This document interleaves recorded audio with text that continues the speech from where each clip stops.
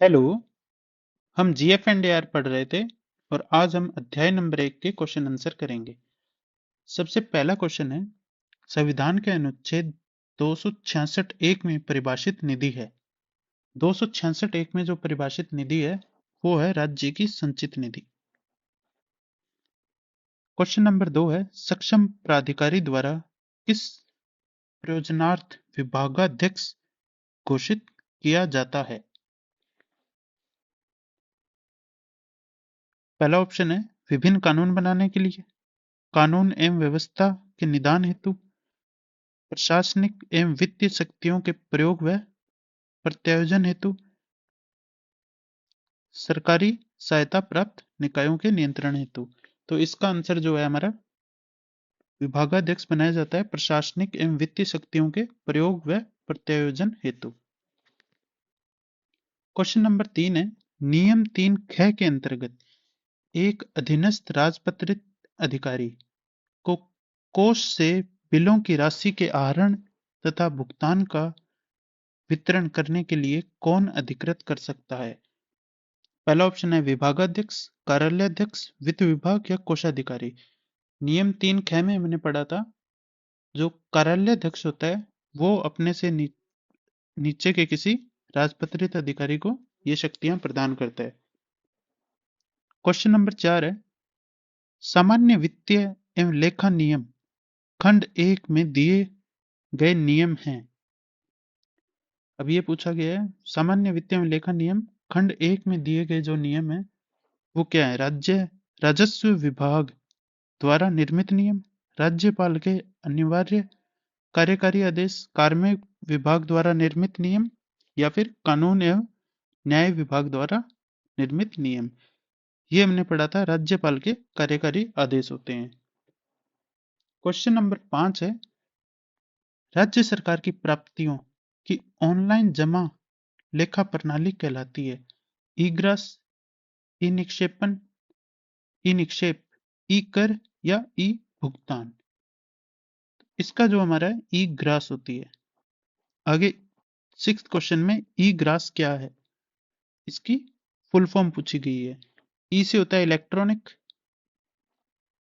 फिर जी से गवर्नमेंट जो कि इलेक्ट्रॉनिक, फिर गवर्नमेंट का सरकारी, रिसिप्ट प्राप्ति, अकाउंटिंग सिस्टम।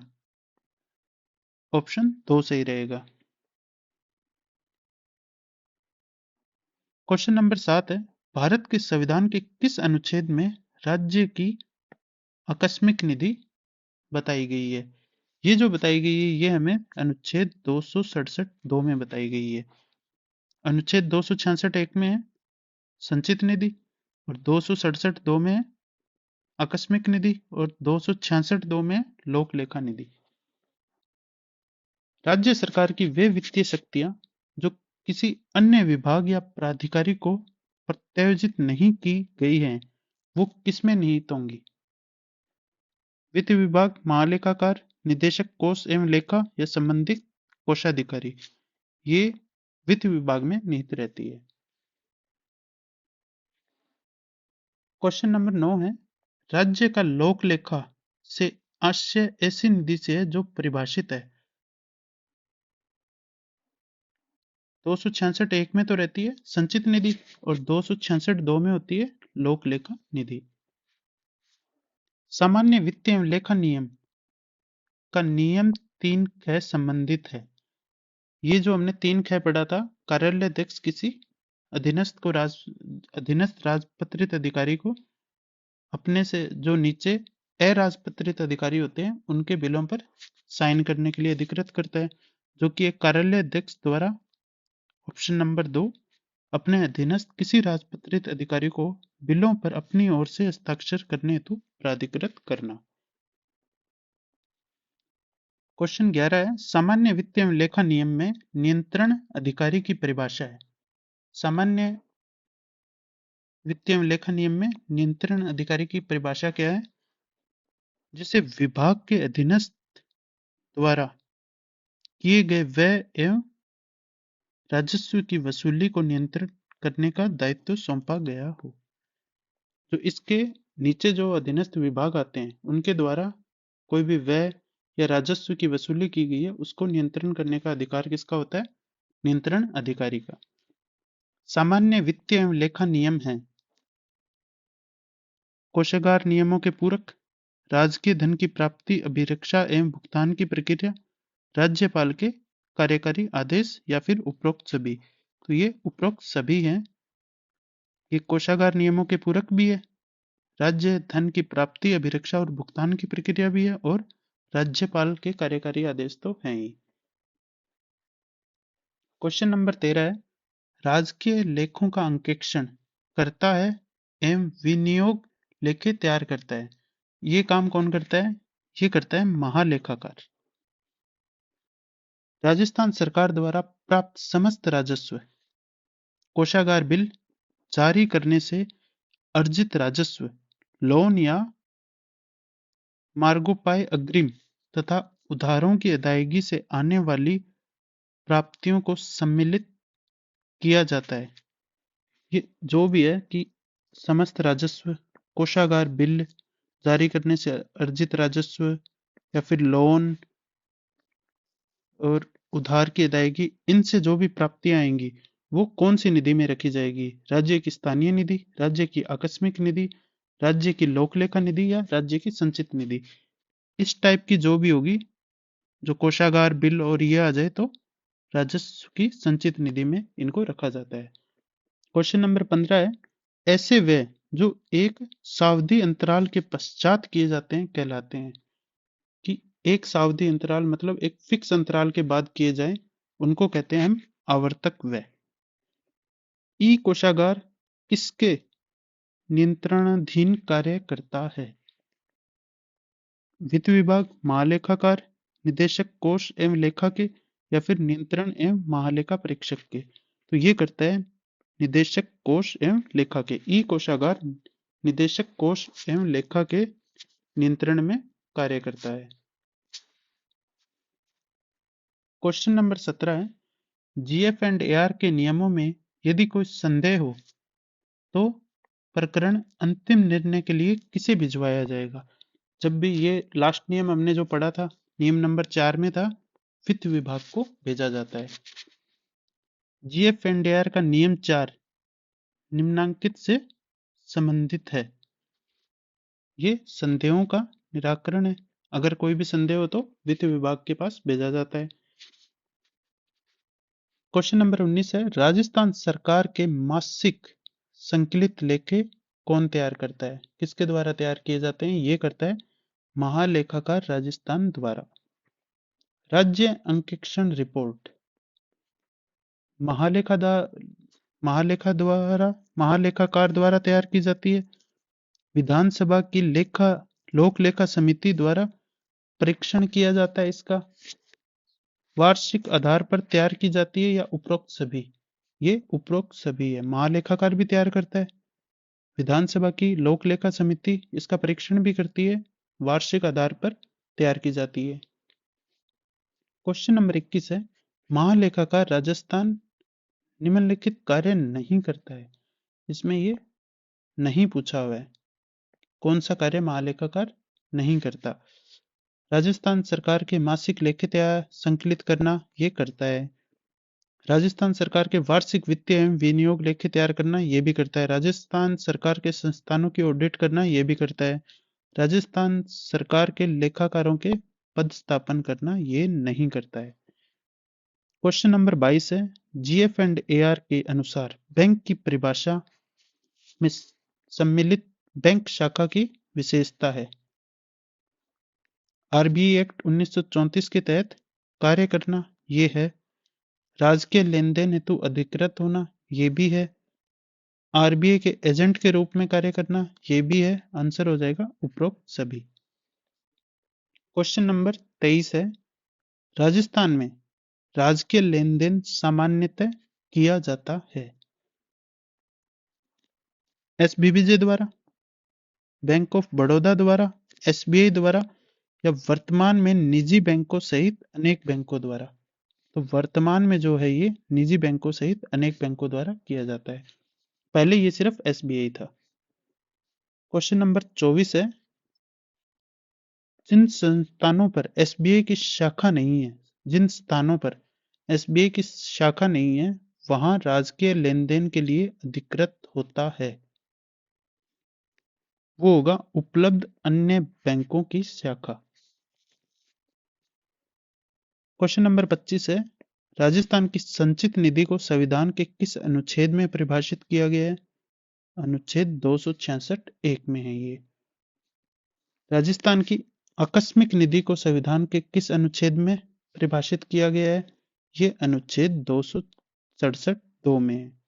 क्वेश्चन नंबर 27 है अपना, वह अधिकारी जो अन्य अधीनस्थ विभागीय प्राधिकारियों द्वारा किए गए व्यय एवं राजस्व की वसूली पर नियंत्रण के लिए उत्तरदायी होता है, वह कहलाता है, उसको हम कहते हैं नियंत्रण अधिकारी। क्वेश्चन नंबर 28 है, राज्य की आकस्मिक निधि में से अग्रिम रूप से धन देने के लिए राज्यपाल सक्षम होता है। अग्रिम राज्य विधानमंडल द्वारा बाद में अनुमोदन की शर्त पर दिया जाता है। उपरोक्त सभी या उपयुक्त में से कोई नहीं, तो इसका आंसर है उपयुक्त सभी। राज्यपाल भी सक्षम होता है और विधानमंडल अग्रिम रूप से अनुमोदन करके भी दे सकता है। क्वेश्चन नंबर 29 है, अनुदान मांगों के विनियोग के लिए प्राथमिक इकाई है। अनुदान मांगों के विनियोग के लिए प्राथमिक इकाई कौन है? विस्तृत शीर्ष, डिटेल्ड हेड। बिलों पर हस्ताक्षर करने, आहरित करने, निर्धारित सीमा तक व्यय करने तथा भुगतान करने के लिए अधिकृत अधिकारी कहलाता है। कार्यालयाध्यक्ष, आहरण एवं वितरण अधिकारी, नियंत्रण अधिकारी या राजपत्रित अधिकारी। जो ये हस्ताक्षर करने और इसके लिए कार्यालयाध्यक्ष क्या बनाता है? आहरण एवं वितरण अधिकारी डीडीओ को नियुक्त करता है। निम्न में से कौन आहरण एवं वितरण अधिकारी नहीं हो सकता? इसमें बोला है नहीं हो सकता। कार्यालयाध्यक्ष, विभागाध्यक्ष, कार्यालयाध्यक्ष विभागाध्यक्ष द्वारा अधिकृत अन्य राजपत्रित अधिकारी या फिर उपयुक्त सभी डीडीओ हो सकते हैं। तो इसका आंसर है ये उपयुक्त सभी डीडीओ हो सकते हैं। कार्यालयाध्यक्ष भी हो सकता है, विभागाध्यक्ष भी हो सकता है। कार्यालयाध्यक्ष और विभागाध्यक्ष अगर किसी राजपत्रित अधिकारी को अधिकृत करते हैं तो वो भी हो सकता है। तो इसमें तो ये सभी हो सकते हैं। निदेशक, क्वेश्चन नंबर 32 है, निदेशक कोष एवं लेखा जब कोषागार में भेजे जाने वाले बिलों पर हस्ताक्षर करे तो इस प्रयोजनार्थ वह कहलाएगा। अगर वो हस्ताक्षर कर रहा है तो वो आहरण एवं वितरण अधिकारी कहलाएगा। निम्न में से कौन जीएफ&एआर के अनुसार विभागाध्यक्ष नहीं है? क्वेश्चन नंबर 33, निदेशक कोष एवं लेखा, निदेशक माध्यमिक शिक्षा, प्रधानाचार्य राजकीय महाविद्यालय या प्रधानाचार्य राजकीय उच्च माध्यमिक विद्यालय। तो इसका आंसर है प्रधानाचार्य राजकीय उच्च माध्यमिक विद्यालय। क्वेश्चन नंबर 34 है, एक वित्तीय वर्ष होता है। एक वित्तीय वर्ष कब से कब तक होता है? 1 अप्रैल से अगली 31 मार्च तक। क्वेश्चन नंबर 35 है, राजपत्रित अधिकारी की श्रेणी में सम्मिलित हैं। पहला, अखिल भारतीय सेवाओं के अधिकारी ये हैं। राजपत्रित घोषित पद पर काम करने वाला कर्मचारी ये भी है। राजकीय सेवाओं के अधिकारी ये भी हैं। ये उपयुक्त सभी आंसर होगा। क्वेश्चन नंबर 36 है, निम्नलिखित में से कौन से अधिकारी राजपत्रित अधिकारी की श्रेणी में सम्मिलित नहीं है? इसमें नहीं पूछा गया है। राजस्थान प्रशासनिक सेवा ये है। राजस्थान अधीनस्थ शिक्षा सेवा, राजस्थान पुलिस सेवा, राजस्थान लेखा सेवा। तो इसमें राजस्थान अधीनस्थ शिक्षा सेवा ये राजपत्रित अधिकारी नहीं होते। राजस्थान प्रशासनिक सेवा है, राजस्थान पुलिस सेवा के भी है, राजस्थान लेखा सेवा के भी है। क्वेश्चन नंबर 37 है, निम्नलिखित में से कौन राजपत्रित अधिकारी की श्रेणी में सम्मिलित नहीं है? नर्स, राजस्थान अधीनस्थ शिक्षा सेवा, पुलिस निरीक्षक और उपयुक्त सभी। तो इसमें होगा उपयुक्त सभी। क्वेश्चन नंबर 38 है, राजस्थान राज्य सेवाओं में सम्मिलित सेवाओं की सूची दी गई है। तो ये सूची जो दी गई है, ये है Rajasthan civil services classification control एवं अपील नियम 1998 को अनुसूची 1 में दिया गया है। ये आंसर 1 सही होगा। 39 है, विभागाध्यक्ष के बारे में सही तथ्य का चुनाव कीजिए। जीएफ एंड एआर एवं आरएसआर के लिए विभागाध्यक्ष समान होते हैं। यह आवश्यक नहीं कि जीएफ एंड एआर के लिए विभागाध्यक्ष व आरएसआर के लिए भी विभागाध्यक्ष हो। विभागाध्यक्ष को जीएफ एंड एआर के लिए उसके विभाग की समस्त शक्तियां प्राप्त होती हैं या फिर उपयुक्त सभी। इसका जो सबसे उपयुक्त आंसर है वो आंसर नंबर 2 रहेगा कि ये आवश्यक नहीं है कि जो जीएफ एंड एआर का विभागाध्यक्ष है वह आरएसआर का भी विभागाध्यक्ष हो।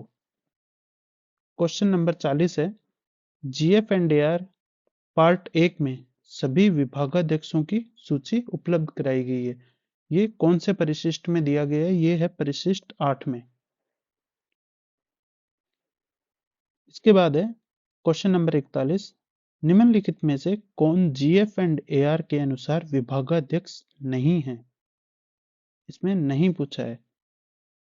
तो निदेशक पशुपालन विभाग, महानिदेशक पुलिस, आयुक्त, परिवहन विभाग या कोषाधिकारी। तो ये जो कोषाधिकारी होता है ये विभागाध्यक्ष नहीं होता।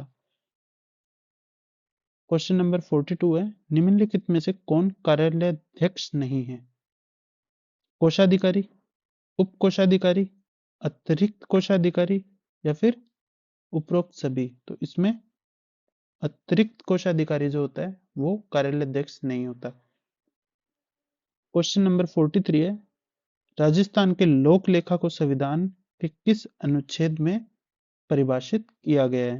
तो लोक लेखा है अनुच्छेद 266(2) में।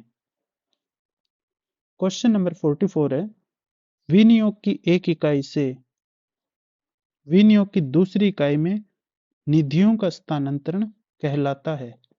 विनियोग की एक इकाई से किसी दूसरी इकाई में निधियों का स्थानांतरण क्या कहलाता है? इसका आंसर है 3, पुनर्विनियोग।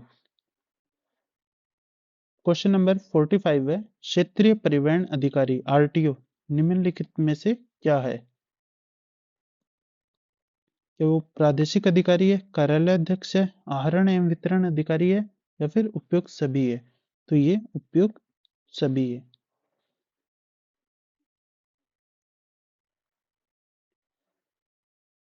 क्वेश्चन नंबर 46 है,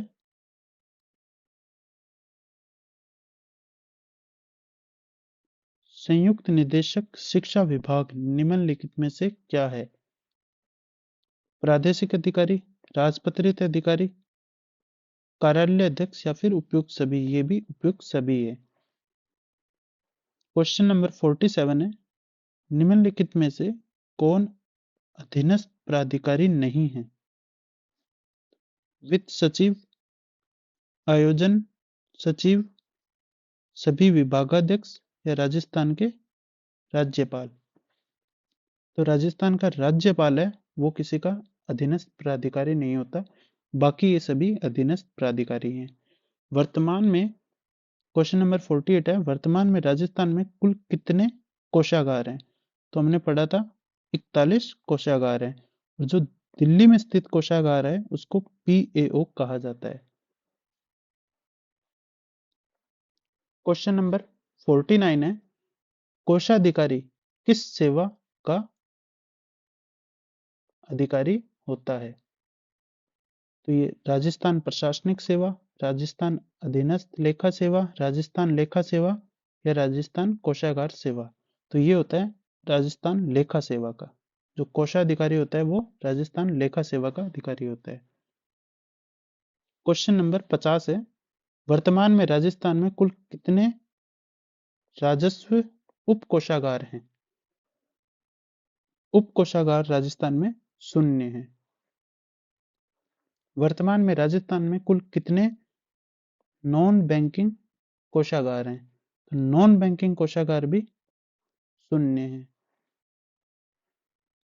क्वेश्चन नंबर 52 है, विभागाध्यक्षों द्वारा अपने अधीनस्थ किसी राजपत्रित अधिकारी को किस नियम के अंतर्गत कार्यालयाध्यक्ष घोषित किया जाता है? ये इंपॉर्टेंट है सबसे। तो ये किया जाता है GFNDR फर्स्ट का नियम 3 के, इसके अधीन ये विभागाध्यक्ष कार्यालयाध्यक्ष घोषित करता है। 53 है, कार्यालयाध्यक्ष द्वारा अपने अधीनस्थ किसी राजपत्रित अधिकारी को किस नियम के अंतर्गत आहरण एवं वितरण अधिकारी घोषित किया जाता है? तो ये है नियम 3 ख के अंतर्गत। क्वेश्चन नंबर 54 है, कार्यालयाध्यक्ष द्वारा अपने अधीनस्थ किसी राजपत्रित अधिकारी को नियम 3 ख के अंतर्गत आहरण एवं वितरण अधिकारी घोषित कर देने पर वह निम्नलिखित में से क्या कार्य नहीं कर सकता है? अराजपत्रित कर्मचारियों के वेतन बिलों पर हस्ताक्षर ये कर सकता है। राजपत्रित अधिकारियों के वेतन बिलों पर हस्ताक्षर ये नहीं कर सकता। निर्धारित सीमा तक आकस्मिक व्यय के बिलों पर हस्ताक्षर ये भी कर सकता है। क्वेश्चन नंबर 55 है, कार्यालयाध्यक्ष द्वारा अपनी ओर से अन्य अधिकारी को DDO घोषित कर देने पर बिल के सही होने, सही भुगतान होने के लिए किसकी जिम्मेदारी होगी? इसमें कार्यालयाध्यक्ष की भी होगी और आहरण एवं वितरण अधिकारी की भी होगी। इन दोनों की जिम्मेदारी होगी। आज का लास्ट क्वेश्चन है, एक सीनियर सेकेंडरी विद्यालय का प्रधानाचार्य अपने स्वयं के वेतन बिलों पर हस्ताक्षर के लिए किसी अन्य राजपत्रित अधिकारी को अधिकृत नहीं कर सकता, क्योंकि किसी भी जो सीनियर सेकेंडरी विद्यालय है उसका कार्यालयाध्यक्ष प्रधानाचार्य ही होता है, तो वो किसी को भी अधिकृत नहीं कर सकता खुद के बिलों पर हस्ताक्षर के लिए। ये आज की हमारी क्लास थी और कल सेकंड चैप्टर के आपको MCQs मिल जाएंगे। Thank you.